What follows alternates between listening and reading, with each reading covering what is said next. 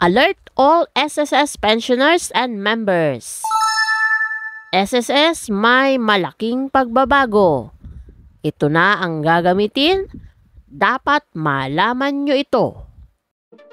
Mag-subscribe na sa aming YouTube channel dahil dapat updated ka. Isyushera!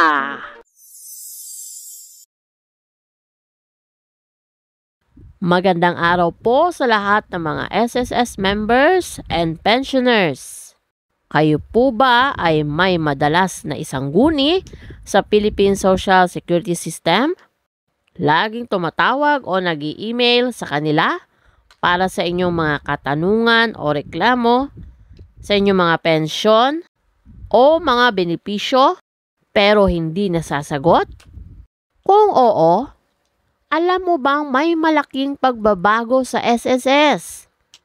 Maaari na lamang silang kontakin sa pamamagitan ng kanilang email address na ito.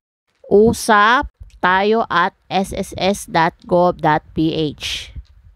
Hindi na po magagamit ang mga dating email address nila.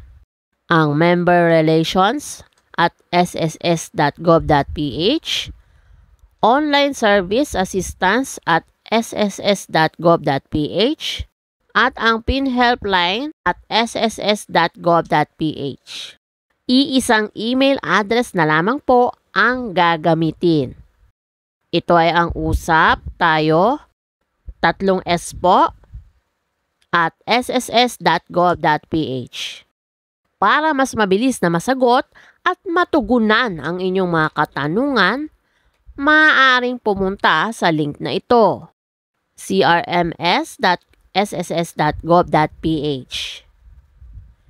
Ito po ang bagong portal kung saan pwede kang mag-file ng ticket para sa inyong mga questions, complaints at iba pa. Ganito po ang itsura niyan. Kailangan lang po na gumawa kayo ng account. Gamitin nyo lamang po ang email address ninyo sa inyong my.sss.account. Kapag nakapag-login na po kayo, sa gilid i-click nyo po yung plus sign for create new ticket. Ganito po ang lalabas.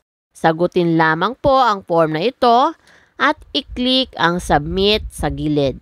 Ito po ang malaking pagbabago na ginawa ng SSS para magkaroon ng iisang portal for questions and complaints. Maaari pa rin naman pong pumunta sa mga SSS branches kung inyong nanaisin. Pero ang portal po na ito ay malaking tulong para sa inyong convenience. Di na kailangan gumastos at mapagod sa pagpunta sa branches ng SSS.